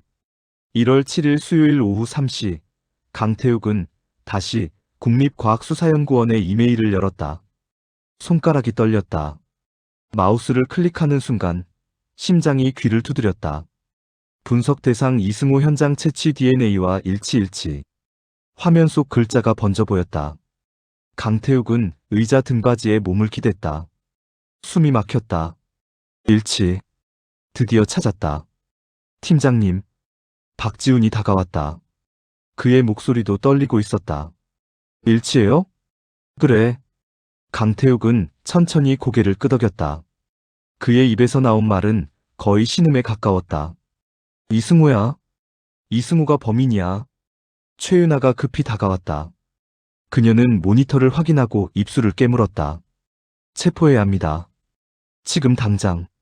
영장 발부받아. 강태욱이 일어섰다. 그의 다리가 후들거렸지만 참았다. 20년 형사생활에서 이렇게 긴장한 적은 없었다. 73세 노인을 살해하고 성추행한 범인이 20대 초반 청년이었다니. 그것도 피해자가 착하다고 생각했던 예전 집애였다니. 검사님한테 연락했습니다. 최윤아가 전화를 끊으며 말했다. 증거 충분하다고 판단하셔서 바로 영장 발부 들어갑니다. 1시간이면 나와요. 좋아. 준비하자. 강태욱은 재킷을 입었다. 박지훈과 최윤아도 장비를 챙겼다. 수갑, 호신용 스프레이, 그리고 녹음기. 이승우가 저항할 가능성은 낮아 보였지만 만약을 대비해야 했다. 오후 4시 30분, 체포영장이 발부되었다. 강태욱 팀은 영등포로 향했다. 차 안은 침묵으로 가득했다. 누구도 말하지 않았다. 긴장감이 공기를 무겁게 짓눌렀다. 이정훈의 집 앞에 도착했을 때는 오후 5시였다. 해가 지기 시작했다. 겨울에는 짧았다. 하늘은 이미 어두워지고 있었다. 강태욱이 초인종을 눌렀다. 1번, 2번, 3번. 대답이 없었다. 그는 문을 두드렸다. 이정훈 씨, 경찰입니다. 안에서 소리가 들렸다. 발소리. 그리고 문이 열렸다. 이정훈이 나타났다. 그의 얼굴은 창백했다. 무슨 일이세요? 아들 어디 있습니까? 방에 있는데요. 체포영장 나왔습니다. 이승우 씨를 연행하겠습니다. 이정훈의 얼굴이 더욱 하얗게 질렸다. 체포영장이요? 무슨... 우리 아들이 뭘 했다고... 살인 및 성추행 혐의입니다. 비켜주세요. 강태욱은 그를 밀어내고 안으로 들어갔다. 박지훈과 최윤아가 뒤따랐다. 복도를 지나 이승우의 방으로 향했다. 문은 닫혀 있었다. 이승우 씨, 경찰입니다. 문 열어주세요. 대답이 없었다. 문 열지 않으면 강제로 열겠습니다. 여전히 대답이 없었다. 강태욱은 손잡이를 돌렸다. 잠겨있지 않았다. 문이 천천히 열렸다. 방 안은 어두웠다. 커튼이 쳐져 있었고 불도 꺼져 있었다. 냄새가 진동했다. 땀과 썩은 음식 냄새. 그리고 다른 무언가. 강태욱은 코를 찌푸리며 안으로 들어갔다. 침대 위에 이승우가 웅크리고 있었다. 그는 이불을 뒤집어 쓴 채 움직이지 않았다. 이승우 씨. 강태욱이 다가갔다. 일어나세요. 연행하겠습니다. 이승우는 움직이지 않았다. 강태욱은 이불을 걷어냈다. 그 순간 이승우의 얼굴이 드러났다. 그는 울고 있었다. 눈물이 볼을 타고 흘렀다. 입은 벌어져 있었지만 소리는 나오지 않았다. 일어나세요. 강태욱이 그의 팔을 잡았다. 이승우는 저항하지 않았다. 그는 인형처럼 일어났다. 다리가 후들거렸다. 강태욱이 부축하지 않았다면 쓰러졌을 것이다. 이승우 씨, 당신은 살인 및 성추행 혐의로 긴급 체포됩니다. 변호인을 선임할 권리가 있으며 강태욱이 미란다 원칙을 낭독하는 동안 박지훈이 수갑을 채웠다. 이승우는 아무 반응도 하지 않았다. 그는 그저 고개를 숙인 채 눈물만 흘렸다. 안 돼요. 우리 아들은 안 그래요. 이정훈이 뒤에서 소리쳤다. 그의 아내도 나타났다. 그녀는 울며 매달렸다. 승우야, 승우야, 비켜주세요. 최윤아가 그들을 막았다. 방해하시면 공무집행방해로 체포됩니다. 강태욱은 이승우를 끌고 밖으로 나왔다. 복도에서 이웃들이 구경하고 있었다. 수군거리는 소리가 들렸다. 강태욱은 이승우를 차에 태웠다. 뒷좌석에 앉힌 후 안전벨트를 채웠다. 차가 출발했다. 이승우는 창밖을 바라봤다. 그의 눈은 여전히 눈물로 젖어 있었다. 입술은 파랗게 질려 있었다. 손은 무릎 위에서 떨리고 있었다. 강태욱은 백미러로 그를 바라봤다. 이승우, 20세, 살인범. 하지만 그는 괴물처럼 보이지 않았다. 그는 그저 무너진 아이처럼 보였다. 신문. 경동경찰서 조사실. 오후 7시. 강태욱은 이승우와 마주 앉았다. 테이블을 사이에 두고 녹음기가 돌아가고 있었다. 최윤아와 박지훈은 관찰실에서 지켜보고 있었다. 이승우 씨. 강태욱이 입을 열었다. 당신 DNA가 현장에서 나왔습니다. 권옥숙 씨 옷에서 채취한 타액과 일치했어요. 이승우는 대답하지 않았다. 그는 테이블 위에 놓인 자신의 손만 바라봤다. 1월 3일 새벽, 당신이 권옥숙 씨 집에 갔죠? 대답하세요. 강태욱은 참을성 있게 기다렸다. 이승우는 말이 없었다. 5분이 지났다. 10분이 지났다. 여전히 침묵이었다. 이승우 씨, 증거는 충분합니다. DNA, CCTV, 그리고 당신과 피해자의 관계. 모두 당신을 가리키고 있어요. 이승우의 어깨가 떨렸다. 왜 그랬습니까?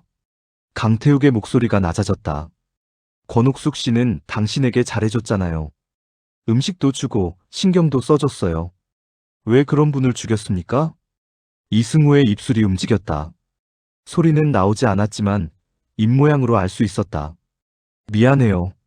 미안하다고요? 네. 겨우 나온 목소리였다. 거의 들리지 않을 정도로 작았다. 무슨 일이 있었습니까? 왜 그 집에 갔어요? 대답하세요. 이승우는 고개를 들었다. 그의 눈은 충혈되어 있었다. 눈물이 다시 흘렀다. 할머니가 화를 냈어요. 왜요? 제가 이상한 걸 보여줘서. 강태욱은 눈을 가늘게 떴다. 이상한 걸? 컴퓨터로.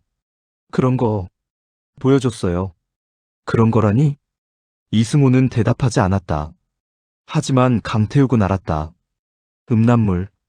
이승우는 권옥숙에게 음란물을 보여준 것이었다. 왜 그런 걸 보여줬습니까? 잘 모르겠어요. 그냥 할머니가 좋아할 줄 알았어요. 강태욱은 입을 다물었다. 좋아할 줄 알았다.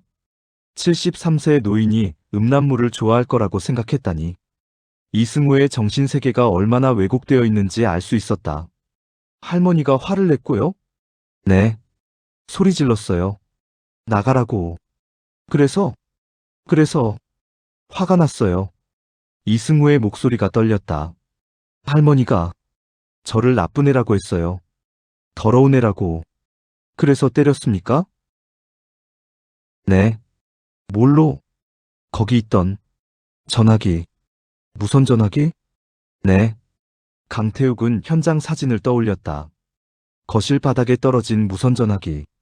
감식반이 거기서 혈흔을 발견했다. 그게 흉기였다.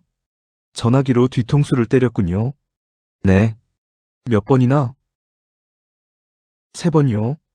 그리고 이승우는 입을 다물었다. 그의 얼굴이 더욱 창백해졌다. 그리고 뭘 했습니까? 할머니가 쓰러졌어요. 의식이 없었나요? 잘 모르겠어요. 움직이지 않았어요. 그 상태에서 성추행을 했군요. 이승우는 고개를 숙였다. 그는 더 이상 대답하지 않았다. 왜 그랬습니까? 대답하세요. 강태욱의 목소리가 높아졌다. 73세의 노인을 때려 쓰러뜨리고 성추행까지 했어요. 왜 그런 짓을 했습니까? 잘 모르겠어요. 이승우가 흐느꼈다. 게임에서 그렇게 하면 게임? 캐릭터가 죽으면 다시 살아나잖아요. 강태욱은 숨이 막혔다. 게임. 이승우는 현실과 게임을 구분하지 못하고 있었다. 그는 권옥숙을 게임 속 캐릭터처럼 생각했다. 죽여도 다시 살아날 거라고 그렇게 생각했던 것이다. 당신은 할머니를 죽였어요. 게임이 아니에요. 진짜로 죽었어요. 알아요. 이승우의 목소리가 떨렸다. 나중에 알았어요. 할머니가 안 움직여서 무서워서 도망갔어요. 문은 닫았나요? 네. 습관적으로. 강태욱은 한숨을 쉬었다. 퍼즐이 맞춰졌다. 이승우는 권옥숙을 죽이고 문을 닫고 나왔다. 권옥숙은 의식을 되찾고 현관까지 갔지만 문을 열 힘이 없었다.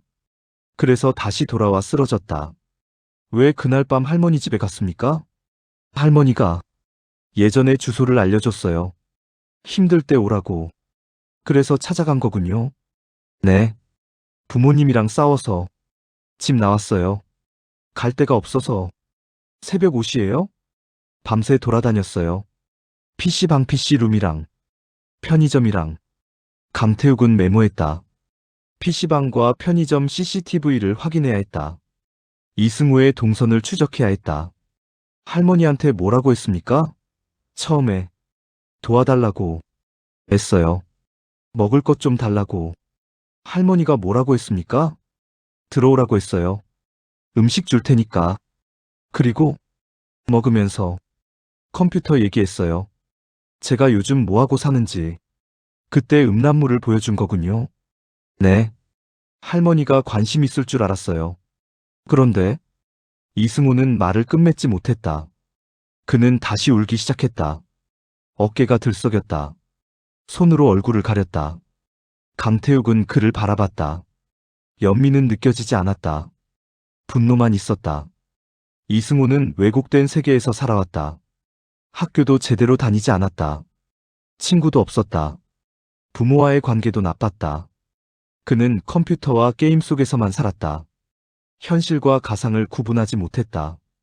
그리고 유일하게 그에게 친절했던 사람을 죽였다. 이승우 씨. 강태욱이 일어섰다. 당신은 살인죄로 기소될 겁니다. 성추행 혐의도 추가될 거고요. 반성하세요. 그는 조사실을 나왔다. 복도에서 최윤아와 박지훈이 기다리고 있었다. 어떻습니까? 최윤아가 물었다. 자백했어. 전부 다. 동기는요? 할머니가 화를 냈대. 음란물 보여줬더니. 박지훈이 한숨을 쉬었다. 미쳤군요. 미친 게 아니야. 강태욱이 말했다. 방치된 거지. 사회가 저 애를 방치했어. 부모도 학교도 아무도 신경 쓰지 않았어. 그래서 저렇게 됐어. 그래도 살인은 물론이야. 살인은 용서받을 수 없어. 하지만 강태욱은 말을 멈췄다. 그는 창밖을 바라봤다. 밤이 깊어가고 있었다. 눈이 내리기 시작했다. 하얀 눈송이가 창문을 두드렸다. 10. 여운. 1월 8일 목요일 오전, 강태욱은 검찰에 사건을 송치했다. 이승우는 구속영장이 발부되어 구치소로 이송되었다. 사건은 종결되었다. 하지만 강태욱의 마음은 무거웠다. 그는 권옥숙의 딸들을 만났다. 큰딸 김선미와 둘째 딸 김선아. 그들에게 범인을 잡았다고 말했다. 범인은 어머니가 아꼈던 예전 집 애였다고. 김선미는 울었다. 김선아도 울었다. 하지만 그들은 화를 내지 않았다. 그저 슬퍼했다. 엄마가 그 애를 좋아하셨어요. 김선미가 말했다. 착한 애라고 했어요. 부모가 안 돌봐줘 불쌍하다고. 그랬군요. 엄마는 그 애가 잘 되길 바라셨을 거예요. 근데 김선미는 더 이상 말하지 못했다. 그녀는 손수건으로 눈물을 닦았다.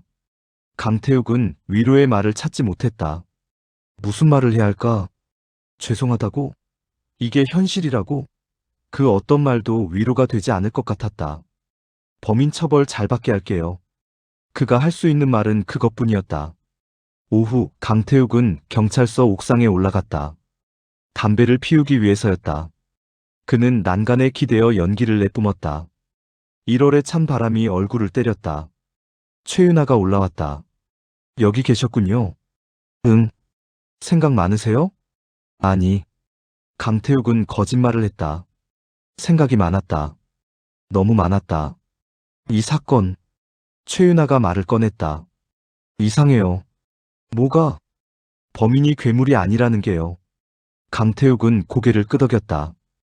그래. 괴물이 아니야. 그냥 방치된 아이였어. 20살인데 아이라고 할 수 있을까요? 몸은 어른이지. 하지만 정신은 아이야. 세상을 모르는 아이. 최윤아는 난간에 기대어 하늘을 올려다봤다. 구름이 빠르게 흘러갔다. 처음부터 우리가 잘못 생각했어요. 뭘? 범인을 어른으로만 봤어요. 중년 남성. 40대, 50대. 하지만 범인은 20대였죠.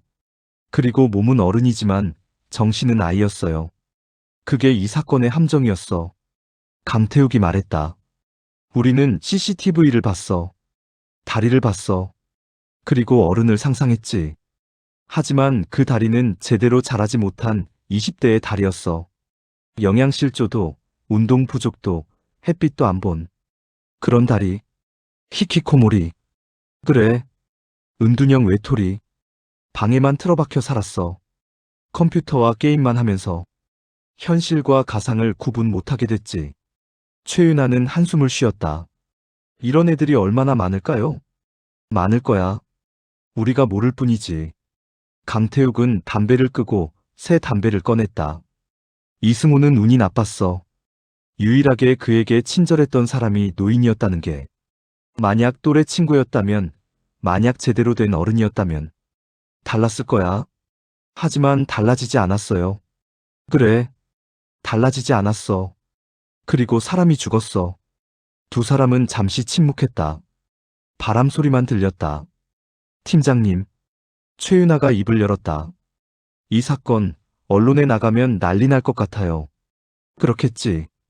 20대 은둔형 외톨이가 70대 노인을 살해했다. 게임 중독. 현실 감각 상실. 언론이 좋아할 만한 소재죠. 그래서 진실을 제대로 전달할 수 있을까요? 강태욱은 고개를 저었다. 힘들겠지. 언론은 자극적인 것만 원하니까. 괴물을 원해. 사회 문제는 원하지 않아. 그럼 이승우는 그냥 괴물로 낙인 찍히는 거네요. 어쩔 수 없어. 그게 현실이야. 최윤아는 난간을 꽉 잡았다. 그녀의 손가락이 하얗게 질렸다. 불공평해요. 세상이 원래 불공평해. 강태욱이 말했다. 우리는 범인을 잡았어. 그걸로 충분해. 나머지는 우리 몫이 아니야. 10일. 보이지 않는 발자국. 일주일 후 사건은 뉴스에 대서특필되었다. 모든 언론이 이승우를 게임 중독 살인마로 묘사했다. 괴물 청년 현실 감각 제로. 제2의 이승우를 막아야 같은 제목들이 쏟아졌다. 강태욱은 뉴스를 끄고 수사보고서를 작성했다. 마지막 문장을 쓸 때 그는 오래 고민했다. 무엇을 써야 할까? 결국 그는 이렇게 썼다. 이 사건은 괴물이 아닌 방치된 아이가 저지른 살인이었다. 그는 보고서를 제출했다. 하지만 그 문장이 사람들에게 전달될지는 알 수 없었다. 아마 전달되지 않을 것이다. 사람들은 괴물 이야기를 원하니까. 강태욱은 다시 신월동을 찾았다. 권옥숙이 살던 다가구 주택 앞. 노란 통제선은 이미 거쳤다. 집은 비어 있었다. 딸들이 정리 중이라고 했다. 그는 골목 건너 과일 가게 앞에 섰다. CCTV가 달린 곳. 그 카메라가 포착했던 다리. 이승우의 다리. 강태욱은 하늘을 올려다봤다. 구름 사이로 햇살이 비쳤다. 따뜻하지 않았다. 1월의 햇살은 언제나 차가웠다. 우리는 언제나 어른의 얼굴만 범인으로 그려왔다. 그는 중얼거렸다. 하지만 이번에는 달랐어. 범인은 어른의 몸을 가진 아이였어. 아니, 제대로 자라지 못한 채 어른이 된 무언가였어. 그는 담배를 꺼냈다. 불을 붙이려다 멈췄다. 담배를 다시 주머니에 넣었다. 피우고 싶지 않았다. 그는 천천히 걸어 나왔다. 골목을 빠져나와 큰 길로 나왔다. 사람들이 바쁘게 지나갔다. 누구도 그를 알아보지 못했다. 누구도 관심이 없었다. 강태욱은 차에 올랐다. 시동을 걸고 경찰서로 향했다. 일은 끝났다. 새로운 사건이 기다리고 있을 것이다. 언제나 그랬듯이. 하지만 그의 머릿속에서는 이승우의 모습이 떠나지 않았다. 창백한 얼굴, 초점 없는 눈, 그리고 가느다란 다리, 보이지 않는 발자국. 그들은 모두 어른을 의심했다. 하지만 범인은 제대로 자라지 못한 아이였다. 사회가 외면한 아이, 방치된 아이. 그리고 그 아이가 남긴 발자국은 끝내 어른의 발자국으로 오인되었다. 에필로그 6개월 후 2026년 7월 이승우의 재판이 끝났다. 그는 살인죄와 성추행죄로 징역 15년을 선고받았다. 정신감정 결과 심신미약은 인정되지 않았다. 범행 당시 그가 현실을 인지하고 있었다고 판단되었다. 강태욱은 판결문을 읽었다. 판사는 피고인의 범행은 계획적이지 않았으나 그 잔혹성과 피해자의 나이를 고려할 때 엄중한 처벌이 필요하다고 썼다. 계획적이지 않았다. 그래, 계획적이지 않았다. 이승우는 계획 같은 건 없었다. 그는 그저 굶주리고 외롭고 갈 곳이 없어서 권옥숙을 찾아갔다. 그리고 왜곡된 방식으로 관심을 표현했다가 거부당했다. 그래서 화가 나서 죽였다. 괴물이라고 하기엔 너무 한심했다. 인간이라고 하기엔 너무 미숙했다. 강태욱은 판결문을 덮었다. 사건은 완전히 종결되었다. 그날 저녁 강태욱은 혼자 술을 마셨다. 단골 포장마차에서 소주를 마시며 안주를 집었다. 맛은 느껴지지 않았다. 형사님, 요즘 힘들어 보여요. 포장마차 주인이 말했다. 아니야. 괜찮아. 그 사건 때문에 그래요? 신문에서 봤어요. 20대 애가 할머니를 죽인. 얘기하고 싶지 않아. 알겠어요. 주인은 더 묻지 않았다. 강태욱은 혼자 술을 마셨다.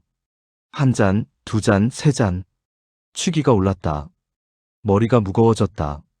그는 휴대폰을 꺼내 사진첩을 열었다. 사건 당시 찍었던 사진들. 현장 사진. CCTV 캡처. 그리고 이승우의 다리. 가느다란 다리. 근육이 없는 다리. 제대로 자라지 못한 다리. 보이지 않는 발자국. 그들은 모두 어른을 의심했다. CCTV를 보고 성추행 흔적을 보고 중년 남성을 떠올렸다. 하지만 범인은 어른이 아니었다. 어른의 몸을 가진 방치된 아이였다. 강태욱은 사진을 지웠다. 더 이상 볼 필요가 없었다. 사건은 끝났다. 범인은 처벌받았다. 정의는 구현되었다. 하지만 그의 가슴 한구석은 여전히 무거웠다. 이 사건은 괴물이 아닌 방치된 아이가 저지른 살인이었다. 그가 보고서에 쓴 문장. 하지만 아무도 그 문장을 기억하지 않았다. 언론은 게임 중독 살인마만 기억했다. 사람들은 괴물 청년만 기억했다. 진실은 묻혔다. 강태욱은 술잔을 비우고 일어섰다. 비틀거렸다. 주인이 부축했다. 조심히 가세요, 형사님. 고마워. 그는 골목을 걸었다. 비틀거리며. 하지만 쓰러지지 않았다. 그는 형사였다. 20년 동안 이 길을 걸어왔다. 앞으로도 걸을 것이다. 범인을 잡고 진실을 밝히고 정의를 구현하는 것. 그게 그의 일이었다. 하지만 오늘 밤만큼은 그 일이 너무 무겁게 느껴졌다.